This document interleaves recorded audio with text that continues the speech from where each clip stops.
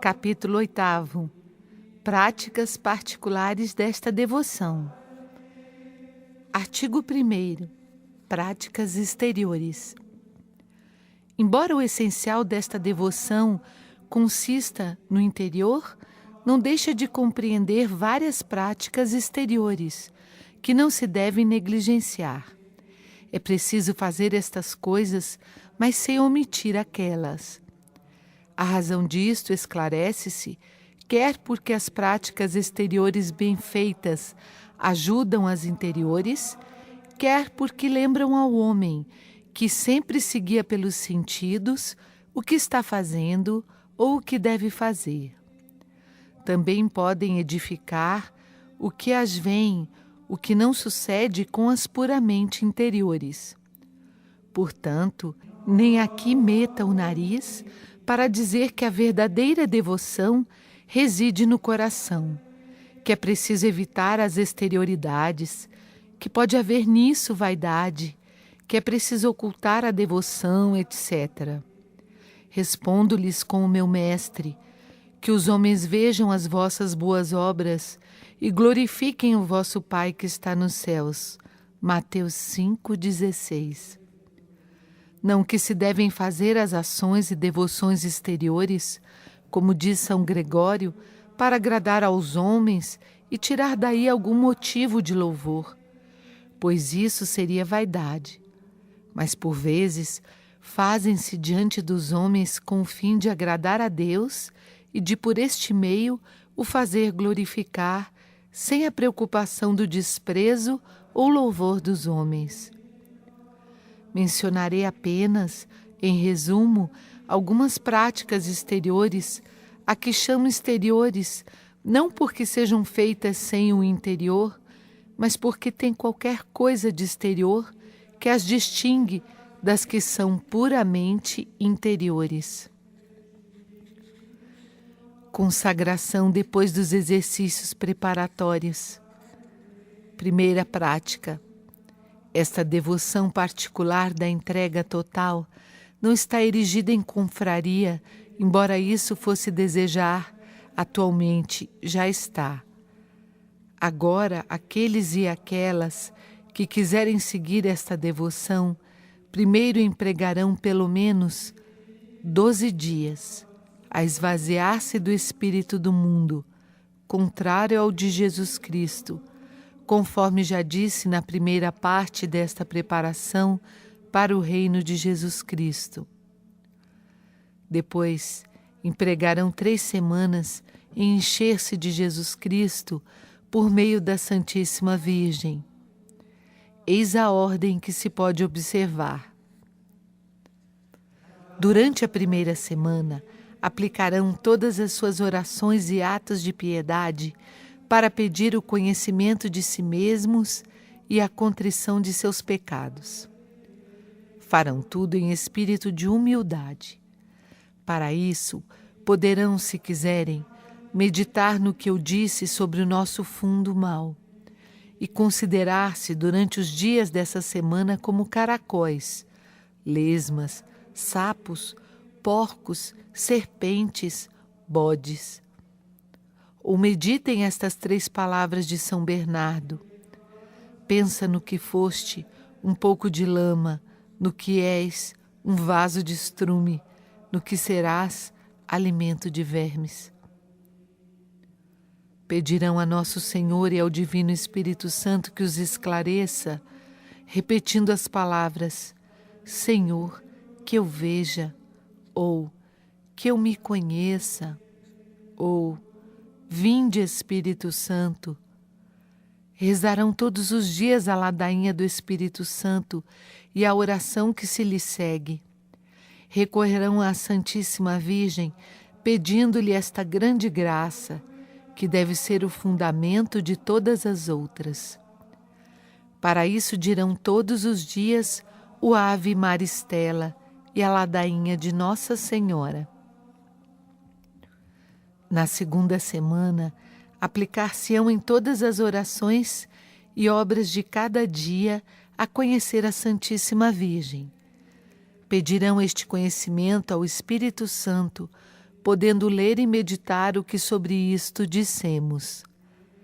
Rezarão, como na primeira semana, a ladainha do Espírito Santo e o Ave Maristela, ajuntando um rosário cada dia, ou pelo menos um terço por esta intenção. Empregarão a terceira semana em conhecer Jesus Cristo. Poderão ler e meditar o que a este respeito dissemos, e ler a oração de Santo Agostinho, que vem no princípio desta segunda parte. Poderão dizer e repetir com o mesmo santo, 1000 e 1000 vezes ao dia, Senhor, que eu vos conheça, ou então, Senhor, fazei que eu veja quem sois vós. Rezarão, como nas semanas precedentes, a ladainha do Espírito Santo e o Ave Maristela, e acrescentarão todos os dias a ladainha do Santíssimo Nome de Jesus. No fim dessas 3 semanas, confessar-se-ão e comungarão com a intenção de se darem a Jesus Cristo na qualidade de escravos de amor pelas mãos de Maria. E depois da comunhão, que se esforçarão por fazer segundo o método abaixo indicado, dirão a fórmula da consagração, que também acharão mais adiante. Deverão escrevê-la ou mandá-la escrever, se não estiver impressa, e assiná-la no mesmo dia em que a fizerem. Será bom que nesse dia paguem algum tributo a Jesus Cristo e à sua Santíssima Mãe, quer como penitência da sua passada infidelidade às promessas do batismo, quer para protestar a sua dependência do domínio de Jesus e Maria. Esse tributo será segundo a devoção e a capacidade de cada um. Poderá ser um jejum, uma mortificação, uma esmola, uma vela. Ainda mesmo que não dessem mais que a homenagem de um alfinete, mas de todo o coração, isso bastaria, pois Jesus só olha a boa vontade. Uma vez por ano, pelo menos, renovarão a mesma consagração, no mesmo dia em que a fizeram, observando as mesmas práticas durante 3 semanas, e poderão até mesmo renovar tudo o que fizeram todos os meses e mesmo todos os dias, com estas breves palavras: Eu sou todo vosso, e tudo o que tenho vos pertence, ó meu amável Jesus, por Maria, vossa Santa Mãe.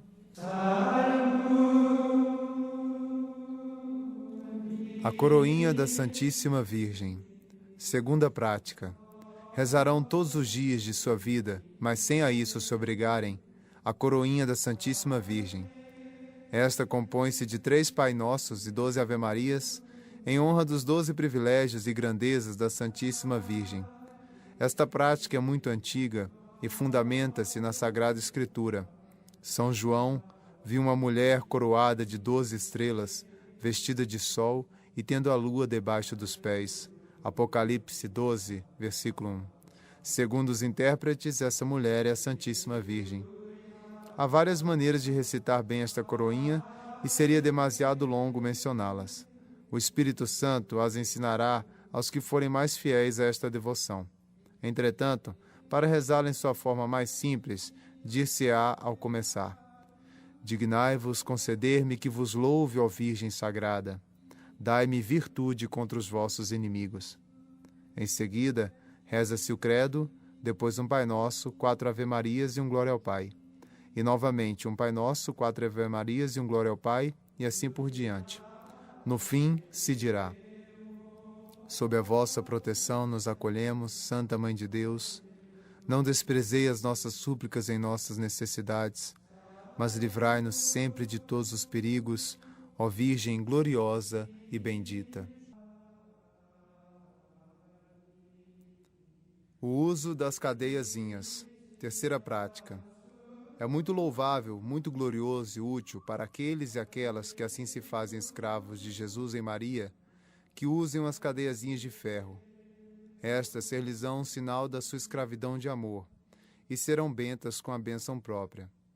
Estes sinais exteriores não são, na verdade, tão essenciais, e uma pessoa pode passar bem sem eles, embora se tenha abraçado a esta devoção.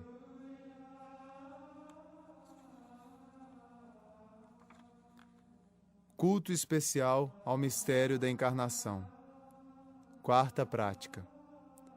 Terão especial devoção ao grande mistério da encarnação do Verbo, celebrado no dia 25 de março. É o mistério próprio desta devoção, visto que ela foi inspirada pelo Espírito Santo. Primeiro, para honrar e imitar a inefável dependência que o Filho de Deus quis ter de Maria, para a glória de seu Pai e para a nossa salvação.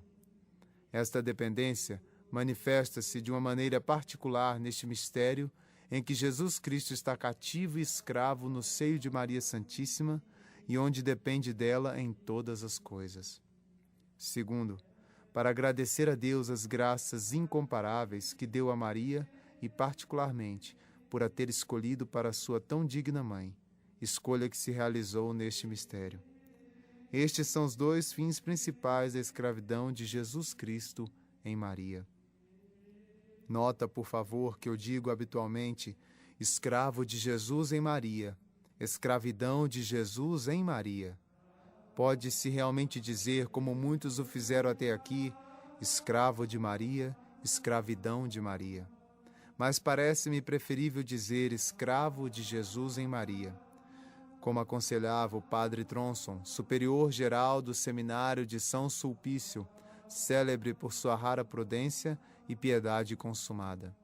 Foi assim que aconselhou um sacerdote que o consultou sobre este assunto. E as razões de tal proceder são as seguintes.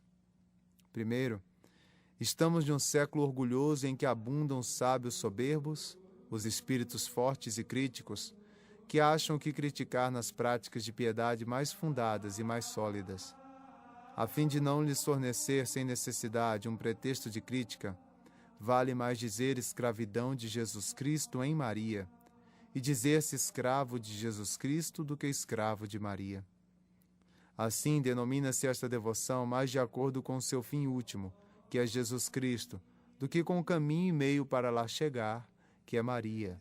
Apesar disso, podemos, na verdade, usar sem escrúpulos ambas as denominações como eu mesmo faço. Por exemplo, um homem que vai de Orleans a Tours pelo caminho de Amboise pode muito bem dizer que vai a Amboise e que vai a Tours, que é viajante para Amboise e para Tours. No entanto, a diferença é que Amboise é apenas o caminho direto para ir a Tours e que só Tours é o seu fim último e o termo da sua viagem. Segundo, o principal mistério que se celebra e honra nesta devoção é o mistério da encarnação, no qual se pode ver Jesus em Maria, encarnado no seu seio. Por isso vem, mais a propósito, dizer escravidão de Jesus em Maria.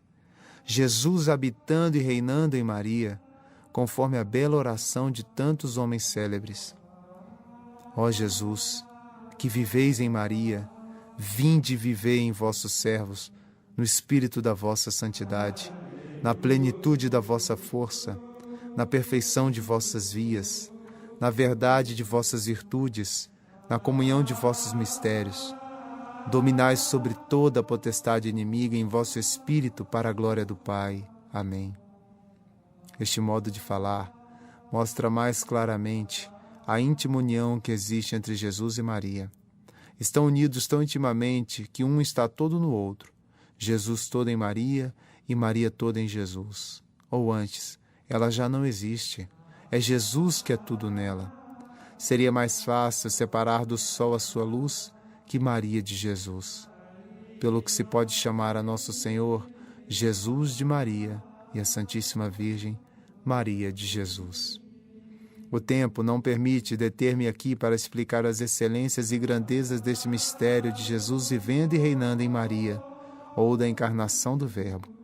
Por isso, contento-me com dizer em 2 palavras que este é o primeiro dos mistérios de Jesus Cristo, o mais oculto, o mais elevado e o menos conhecido. Foi neste mistério que Jesus escolheu todos os eleitos com a colaboração de Maria, escondido no seu seio, que por isso é chamado pelos santos de a sala dos segredos divinos. Foi neste mistério que Jesus operou todos os mistérios que depois se seguiram na sua vida, pela aceitação que deles fez. Jesus, entrando no mundo, disse: Eis que venho para fazer a tua vontade, ó Deus. Hebreus 10, de 5 a 9. Por conseguinte, este mistério é um resumo de todos os outros. Encerra a vontade e a graça de todos.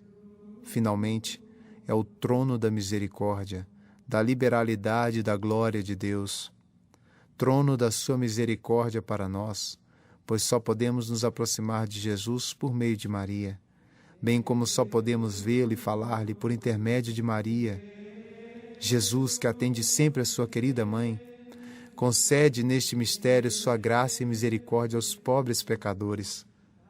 Vamos, pois, com confiança ao trono da graça. É ainda o trono da sua liberalidade para com Maria, pois enquanto o novo Adão permaneceu neste verdadeiro paraíso terrestre, operou tantas maravilhas escondidas que nem os anjos nem os homens as podem compreender. É por isso que os santos chamam Maria de a magnificência de Deus, como se Deus só em Maria fosse magnífico. É também o trono da sua glória para o Pai Celeste, pois foi em Maria que Jesus Cristo aplacou perfeitamente seu Pai, irritado com os homens. Foi nela que Jesus reparou cabalmente a glória que o pecado lhe tinha roubado. No sacrifício que fez da sua vontade de si mesmo, Jesus deu mais glória a Deus do que jamais lhe teriam dado todos os sacrifícios da antiga lei. Enfim, foi em Maria que Jesus deu ao Pai uma glória infinita, que jamais havia recebido do homem.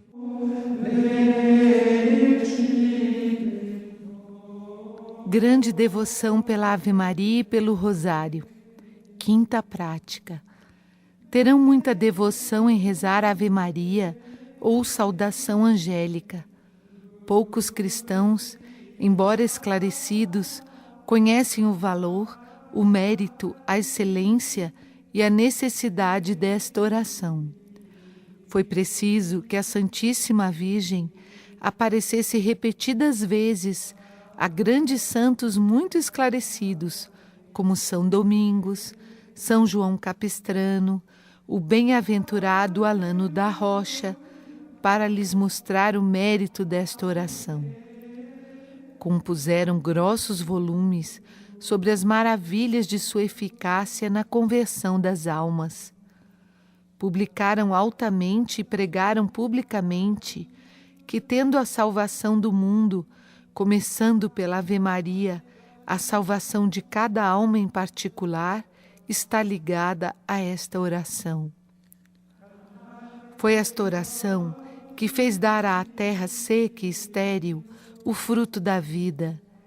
E é esta mesma oração que, rezada com devoção, deve fazer germinar nas nossas almas a palavra de Deus e faz brotar o fruto de vida que é Jesus Cristo. Disseram ainda que a Ave Maria é um celeste orvalho que rega a terra, isto é, a alma, para lhe fazer produzir fruto a seu tempo, e a alma que não for regada por esta oração ou orvalho celeste não dará fruto, mas apenas sarças e espinhos, não estando longe de ser amaldiçoada. Eis o que a Santíssima Virgem revelou ao bem-aventurado Alano da Rocha, conforme é referido no seu livro, e depois citado por Cartagena. Fica sabendo, meu filho, e fala-o saber a todos, que um sinal provável e próximo de condenação eterna é ter aversão, tibieza e negligência em rezar a saudação angélica, que salvou todo o mundo. Palavras tão consoladoras quanto terríveis, que dificilmente se acreditariam se não tivéssemos esse santo por garantia, e antes dele, São Domingos, e depois muitos outros grandes personagens com a experiência de muitos séculos. Efetivamente, sempre se verificou que os que trazem o sinal da condenação, como todos os hereges, os ímpios, os orgulhosos e os mundanos, odeiam e desprezam a Ave Maria e o terço. Os hereges ainda aprendem e rezam o Pai Nosso, mas não a Ave Maria nem o terço. Tem-lhes horror, prefeririam trazer consigo uma serpente a um terço. Os orgulhosos, embora católicos, como têm as mesmas inclinações que seu pai Lúcifer, também desprezam ou votam indiferença à Ave Maria, considerando o terço como uma devoção para ela afeminados, própria para ignorantes e analfabetos. Pelo contrário, a experiência tem mostrado que aqueles e aquelas que apresentam grandes sinais de predestinação amam, saboreiam e rezam com prazer a Ave Maria, e que quanto mais são de Deus, tanto mais gostam desta oração. Foi o que disse a Santíssima Virgem ao bem-aventurado Alano, depois das palavras que acabo de citar. Não sei como isto se faz nem porquê, mas não deixa de ser uma realidade. Não tenho melhor segredo para conhecer se uma pessoa é de Deus do que ver se ela gosta de rezar a Ave Maria e o terço. E digo gosta porque pode acontecer que uma pessoa esteja na impossibilidade natural ou mesmo sobrenatural de a rezar, mas sempre gosta e a inspira aos outros. Almas predestinadas, escravas de Jesus em Maria, ficai sabendo que a Ave Maria é a mais bela de todas as orações depois do Pai Nosso. É a saudação mais perfeita que podemos dirigir a Maria, porque é a que o Altíssimo lhe transmitiu por um arcanjo, a fim de lhe ganhar o coração. E foi tão poderosa pelos encantos secretos de que está cheia, que Maria consentiu na encarnação do Verbo, apesar da sua profunda humildade. Será também por meio desta saudação que lhe ganharemos infalivelmente o coração, se a dissermos como convém. A Ave Maria bem rezada, isto é, rezada com atenção, devoção e modéstia, segundo os santos, é a adversária que põe o demônio em fuga e o martelo que o esmaga.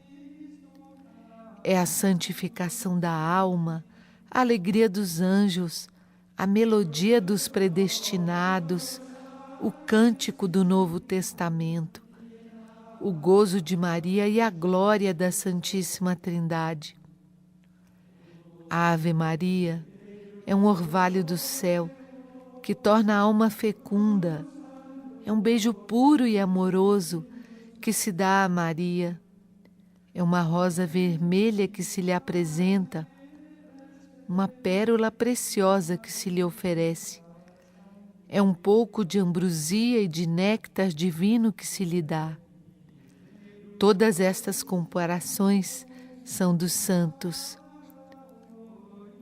Peço-te instantemente, pelo amor que te tenho em Jesus e Maria, que não te contentes com rezar a coroinha de Nossa Senhora, mas que rezes o terço cada dia, e mesmo se tiveres tempo, o rosário cotidiano.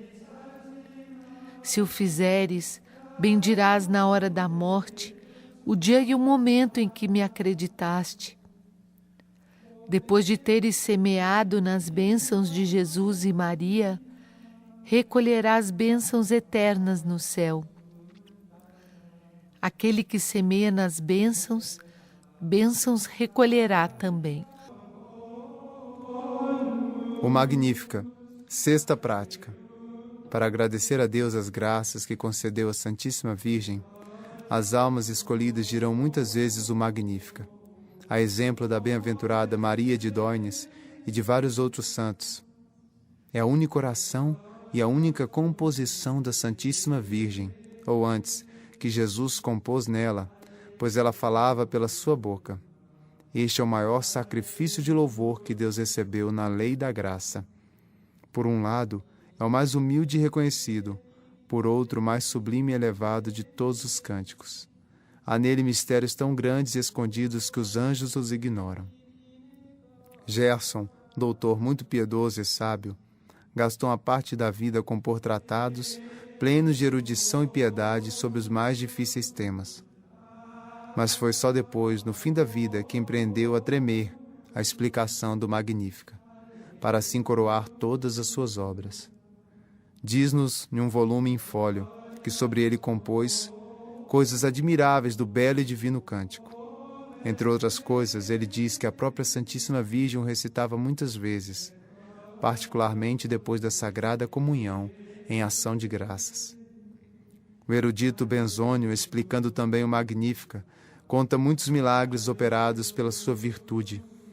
Diz que os demônios tremem e se põem em fuga quando ouvem as palavras: manifestou o poder do seu braço e confundiu os soberbos nos pensamentos de seus corações.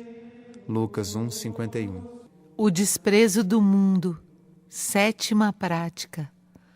Os fiéis servidores de Maria devem desprezar, odiar e fugir muito do mundo corrupto e servir-se das práticas de desprezo do mundo que indicamos na primeira parte.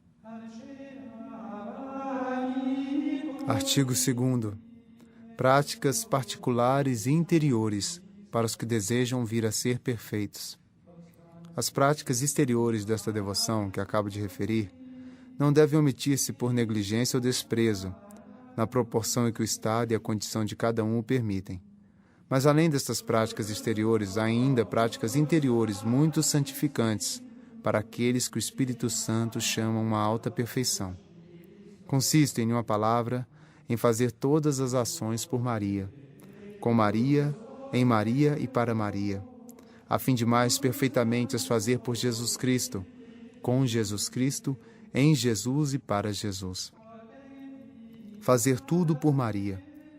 É necessário fazer todas as ações por meio de Maria, o que equivale a dizer que devemos obedecer em tudo à Santíssima Virgem e conduzir-nos em tudo pelo seu Espírito, que é o Espírito Santo de Deus. Aqueles que são conduzidos pelo Espírito de Deus são filhos de Deus. Romanos 8:14. Aqueles que são conduzidos pelo Espírito de Maria são filhos de Maria e, por conseguinte, filhos de Deus, como já mostramos. E entre tantos devotos da Santíssima Virgem, os devotos verdadeiros e fiéis são somente aqueles que se deixam conduzir pelo seu Espírito. Eu disse que o Espírito de Maria era o Espírito de Deus, porque ela nunca se conduziu pelo seu próprio Espírito, mas sempre pelo de Deus, o qual dela tomou posse de tal modo que passou a ser o seu próprio Espírito.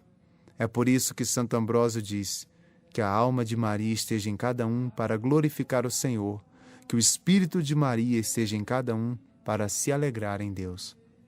Como é feliz uma alma quando exemplo de um bom irmão jesuíta, chamado Rodrigues, e falecido em odor de santidade. Ela é toda governada e possuída pelo Espírito de Maria, que é um espírito suave e forte, zeloso e prudente, humilde, corajoso, puro e fecundo.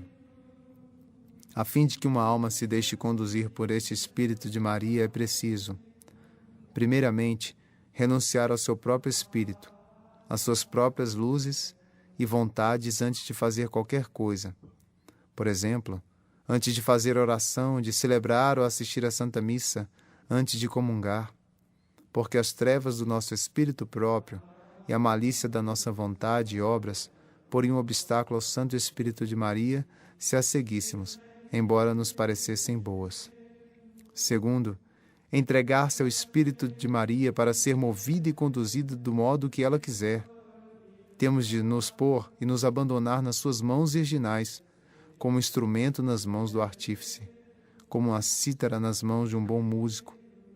É preciso perder-se e entregar-se a ela como uma pedra que se atira ao mar, o que se faz tão simplesmente em um instante por um olhar do Espírito, um pequeno movimento da vontade, ou verbalmente dizendo, por exemplo, renuncio a mim mesmo e dou-me a vós, ó minha mãe querida.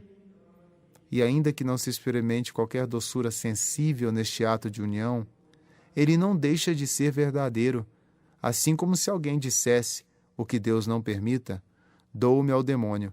Se o dissesse com sinceridade, embora sem qualquer mudança sensível, não seria menos realmente do demônio.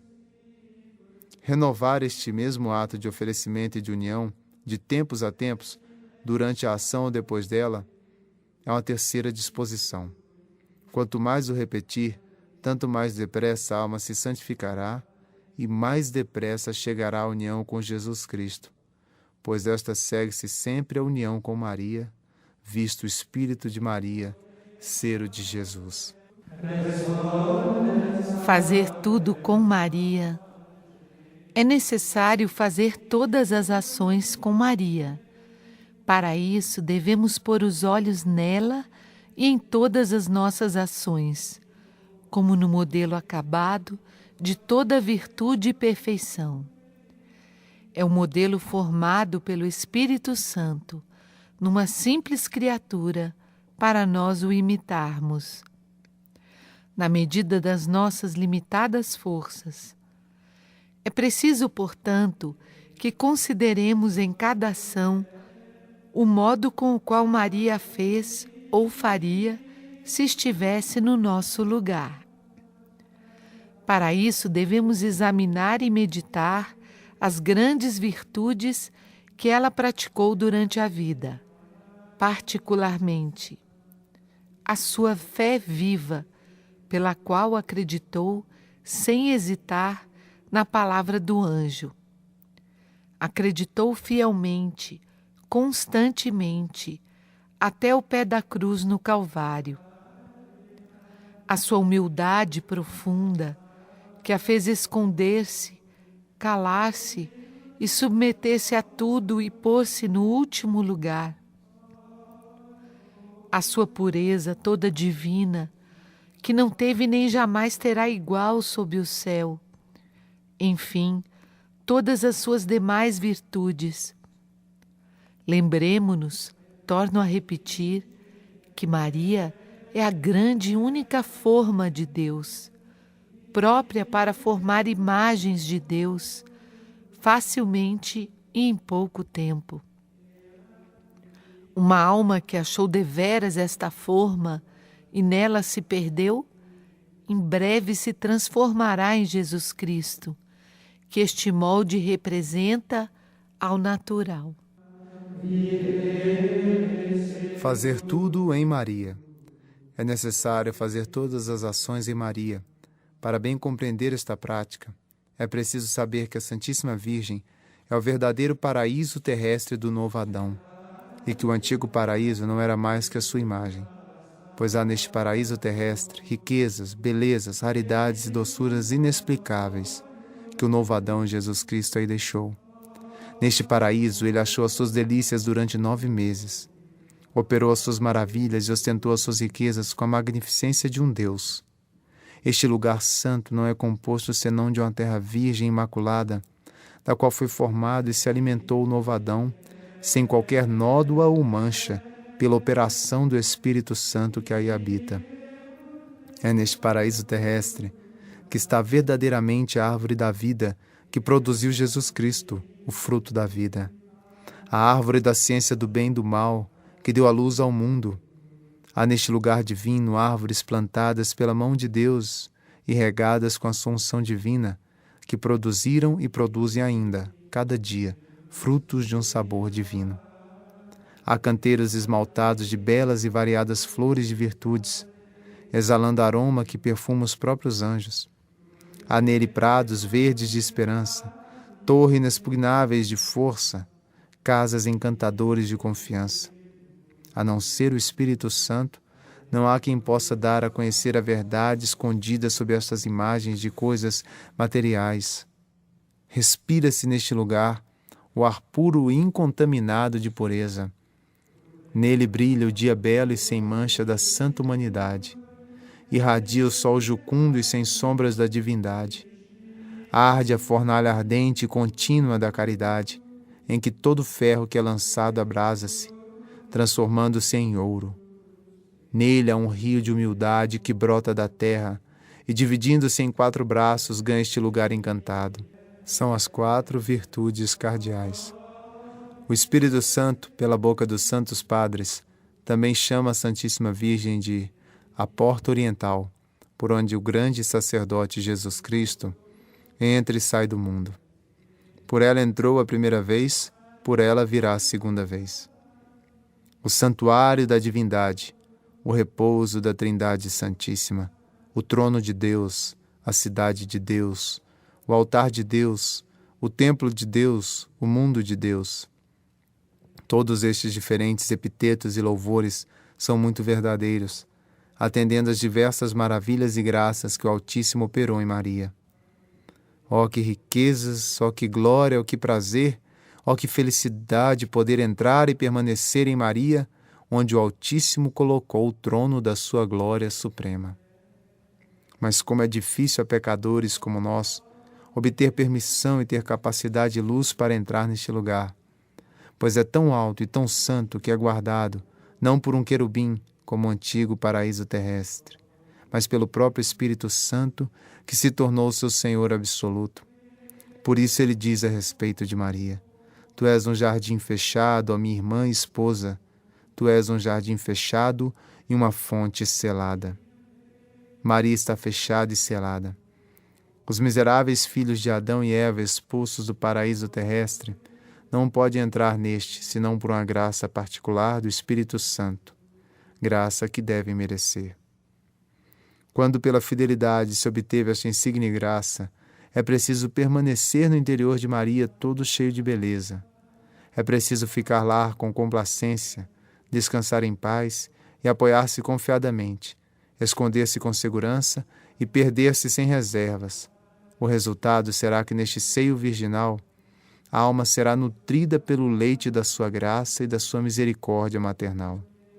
A alma será libertada das suas perturbações, temores e escrúpulos. Estará em segurança contra todos os seus inimigos, o demônio, o mundo e o pecado, que nela jamais entrarão. Por isso Maria diz: os que em mim operam não pecarão. Isto é, os que em espírito permanecem na Santíssima Virgem não cometerão pecados consideráveis. Será formada em Jesus Cristo e Jesus Cristo nela, pois o seio de Maria é, como dizem os santos padres, a sala dos sacramentos divinos, onde Jesus Cristo e todos os eleitos foram formados. Um homem e um homem nasceu dela. Salmo 86, versículo 5. Fazer tudo para Maria. Devemos, finalmente, fazer todas as ações para Maria, pois visto que nos entregamos totalmente ao seu serviço, é justo que façamos tudo por ela, como um criado, um servo, um escravo. Não que a tomemos como o fim último dos nossos serviços, pois só Jesus Cristo o é, mas tomamo-la como fim próximo, como um meio misterioso e fácil para ir a Ele. Como bons servos e escravos, não devemos ficar ociosos, mas é preciso que, apoiados na sua proteção, empreendamos e realizemos grandes coisas para esta augusta soberana. É preciso defender os seus privilégios quando lhes disputam e sustentar a sua glória quando a atacam. É preciso atrair todo mundo se for possível, ao seu serviço e a esta verdadeira e sólida devoção. É preciso falar e clamar contra os que abusam da sua devoção para ultrajar seu filho e, ao mesmo tempo, estabelecer esta verdadeira devoção. É preciso pretender apenas, como recompensa destes pequenos serviços, a honra de pertencer à tão amável princesa, a felicidade de sermos, por ela, unidos a Jesus, seu Filho, com um laço indissolúvel no tempo e na eternidade. Glória a Jesus em Maria, glória a Maria em Jesus, glória a Deus só. Modo de praticar esta devoção na Sagrada Comunhão. Antes da comunhão, humilhar-te-ás profundamente diante de Deus. Renunciarás ao teu fundo todo corrompido e às tuas disposições, embora o teu amor próprio as faça parecer boas. Renovarás a tua consagração dizendo: todo vosso sou, ó querida Mãe, e tudo o que tenho é vosso. Suplicarás a esta boa Mãe que te empreste o seu coração, para nele receberes seu filho com as disposições dela. Dir-lhe-ás que a glória de seu filho exige que não seja recebido em um coração tão manchado como o teu e tão inconstante, que não tardará a privá-lo da sua glória ou a perdê-lo. Mas se ela quiser vir habitar no teu coração para receber seu filho, poderá fazê-lo pelo domínio que tem sobre os corações. E seu filho será assim bem recebido, sem mancha, nem perigo de ser ultrajado ou perdido. Deus não sofrerá nada dentro dela. Dir-lhes-á confiadamente que tudo o que lhe ofereceste dos teus bens é bem pouca coisa para honrá-la, mas que desejas dar-lhe pela santa comunhão o mesmo presente que o Pai Eterno lhe deu, e que deste modo ela será mais honrada do que se lhe oferecesse todos os bens do mundo. Finalmente, podes dizer-lhe que Jesus a ama muito particularmente e que ainda quer ter nela as suas complacências e o seu repouso, mesmo que agora seja na tua alma, mais suja e pobre que o estábulo, onde Jesus não pôs dificuldades em vir, porque ela lá se encontrava. Pedir-lhes-á o seu coração com estas ternas palavras: tomo-vos como toda a minha riqueza, dai-me o vosso coração, ó Maria. Durante a comunhão, quando estiveres para receber Jesus Cristo, depois do Pai Nosso, dirás 3 vezes: Senhor, eu não sou digno de que entreis em minha morada, mas dizei uma só palavra e serei salvo.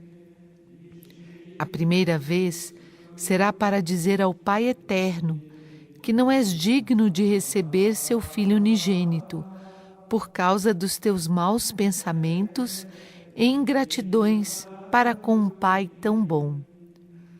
Mas eis que Maria, a serva do Senhor, está contigo. Representa-te e dá-te uma confiança e esperança singulares diante da divina majestade. Porque me deste uma esperança singular. Salmo 4, 10. A segunda vez dirás ao Filho: Senhor, eu não sou digno. E assim por diante. Dir-lhe-ás que não és digno de recebê-lo por causa das tuas inúteis e más palavras, por causa da tua infidelidade ao serviço. Entretanto, suplica-lhe que tenha piedade de ti, porque o introduzirás na casa da sua própria mãe e tua.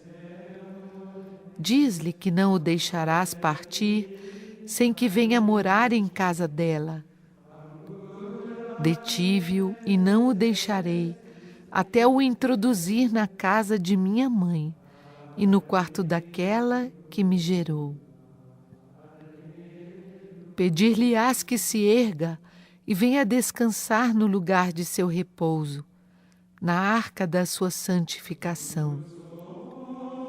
Levantai-vos, Senhor, entrai no vosso repouso, tu e a arca da tua santidade.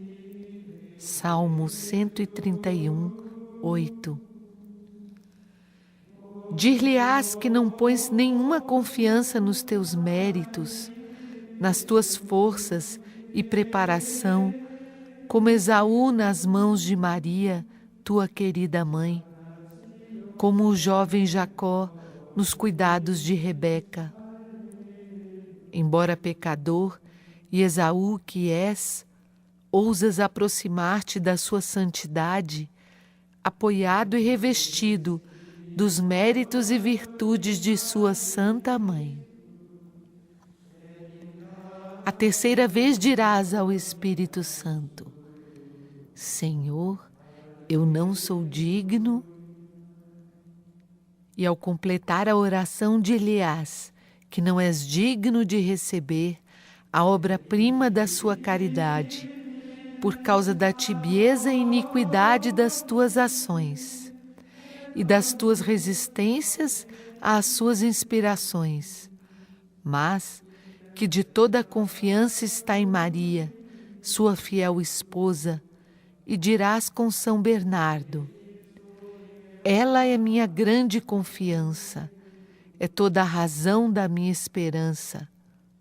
Podes mesmo rogar-lhe que venha mais uma vez a Maria, sua esposa inseparável, que seu seio é tão puro e seu coração tão abrasado como sempre, e que sem que ele desça à tua alma, Jesus e Maria nela não poderão ser nem bem formados, nem bem alojados.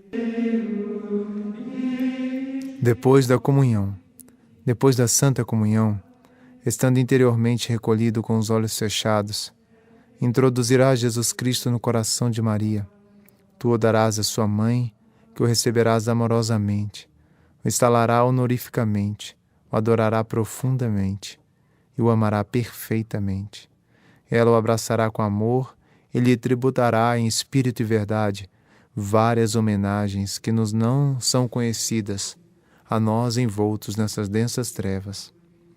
Ou então, conservar-te-ás profundamente humilhado no teu coração, na presença de Jesus residindo em Maria. Ou conservar-te-ás como escravo à porta do palácio do rei, onde ele está a falar com a rainha, e enquanto eles falam, sem precisar de ti, irás em espírito ao céu e pela terra inteira pedir a todas as criaturas que agradeçam, adorem e amem Jesus em Maria por ti. Vinde, adoremos, vinde. Salmo 94, versículo 6. Ou então, tu mesmo pedirás a Jesus em união com Maria a vinda do seu reino sobre a terra, por intermédio de sua Santa Mãe. Ou pedirás a sabedoria divina, ou amor divino, ou perdão dos teus pecados, ou qualquer outra graça, mas sempre por Maria e em Maria. Então dirás, considerando-te com desconfiança: Senhor, não olheis para os meus pecados, mas que os vossos olhos só vejam em mim as virtudes e os méritos de Maria. E recordando-te dos teus pecados, acrescenta: foi o inimigo que fez isto. Eu mesmo sou o maior inimigo com o que tenho de lutar cada dia. Fui eu que fiz estes pecados. Ou então, livrai-me, Senhor, do homem iníquo e doloso. Meu Jesus, é necessário que cresçais na minha alma e que eu diminua. Ó Maria, é necessário que cresçais em mim e que eu seja menor do que nunca. Crescei e multiplicai-vos. Ó Jesus e Maria, crescei em mim e multiplicai-vos fora de mim e nos outros. Há uma infinidade de pensamentos que o Espírito Santo fornece e te fornecerá se fores interior, mortificado e fiel a esta grande e sublime devoção que acabo de te ensinar. Mas recorda-te de que quanto mais deixares agir Maria na tua comunhão, mais Jesus será glorificado. E deixarás agir tanto mais Maria por Jesus e Jesus em Maria. Quanto mais profundamente te humilhares e os escutares em paz e silêncio, sem procurar ver, gostar ou sentir. Pois o justo vive em tudo da fé, e particularmente na Sagrada Comunhão, que é um ato de fé. O meu justo viverá da fé. Hebreus 10, 38. Consagração a Jesus Cristo, a sabedoria encarnada pelas mãos de Maria. Ó sabedoria eterna e encarnada, ó amabilíssimo e adorável Jesus, verdadeiro Deus e verdadeiro homem, Filho unigênito do Pai eterno e da sempre Virgem Maria. Adoro-vos profundamente no seio e nos esplendores de vosso Pai, durante toda a eternidade, e no seio virginal de Maria, vossa Mãe digníssima, no tempo da vossa encarnação. Dou-vos graças por vos terdes aniquilado a vós mesmo, tomando a forma de escravo, para livrar-me da cruel escravidão do demônio. Eu vos louvo e glorifico, pois vos terdes querido submeter em tudo a Maria, vossa Mãe Santíssima, a fim de por ela tornar-me vosso fiel escravo. Entretanto, ai de mim, criatura ingrata e infiel. Não guardei os votos e promessas que tão solenemente vos fiz no meu batismo. Não cumpri as minhas obrigações. Não mereço ser chamado vosso filho, nem vosso escravo. E como nada há em mim que não mereça a vossa repulsa e a vossa cólera, não ouso aproximar-me por mim mesmo da vossa santíssima e augustíssima majestade. Recorro, pois, à intercessão e à misericórdia de vossa Mãe Santíssima, que me destes por medianeira junto de vós. É por intermédio dela que espero obter de vós a contrição e o perdão dos meus pecados, a aquisição e a conservação da sabedoria. Ave, pois, ó Maria Imaculada, tabernáculo vivo da divindade, onde a eterna sabedoria escondida quer ser adorada pelos anjos e pelos homens.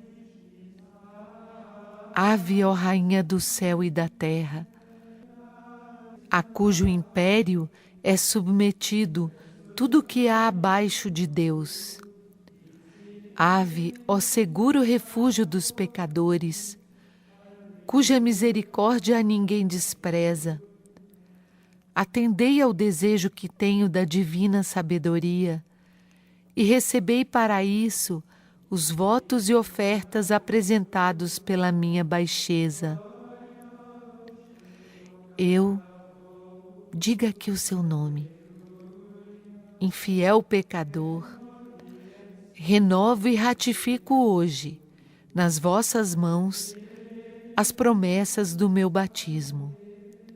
Renuncio para sempre a Satanás, às suas pompas e suas obras, e dou-me inteiramente a Jesus Cristo, a sabedoria encarnada, para o seguir, levando a minha cruz todos os dias da minha vida. E para lhe ser mais fiel do que agora tenho sido, escolho-vos hoje, ó Maria, na presença de toda a corte celeste, por minha Mãe e Senhora. Entrego-vos e consagro-vos, na qualidade de escravo, o meu corpo e a minha alma, os meus bens interiores e exteriores, e o próprio valor das minhas boas obras passadas, presentes e futuras, deixando-vos pleno e inteiro direito de dispor de mim e de tudo que me pertence, sem exceção alguma, segundo o vosso agrado e para a maior glória de Deus, no tempo e na eternidade. Recebei, ó benigníssima Virgem, esta pequenina oferta da minha escravidão. Em união e em honra a submissão que a sabedoria eterna quis ter à vossa maternidade. Em homenagem ao poder que ambos tendes sobre este vermezinho e miserável pecador. Em ação de graças pelos privilégios com que largamente vos favoreceu a Trindade Santíssima. Protesto que quero, de hoje em diante e firmemente, como vosso verdadeiro escravo, buscar a vossa honra e obedecer-vos em todas as coisas. Ó Mãe admirável, apresentai-me ao vosso amado Filho, na condição de escravo perpétuo, a fim de que, tendo-me resgatado por vós também me receba propiciamente. Ó Mãe de misericórdia, concedei-me a graça de obter a verdadeira sabedoria de Deus e de colocar-me para isso entre o número daqueles que amais, ensinais, guiais, sustentais e protegeis como filhos e escravos vossos.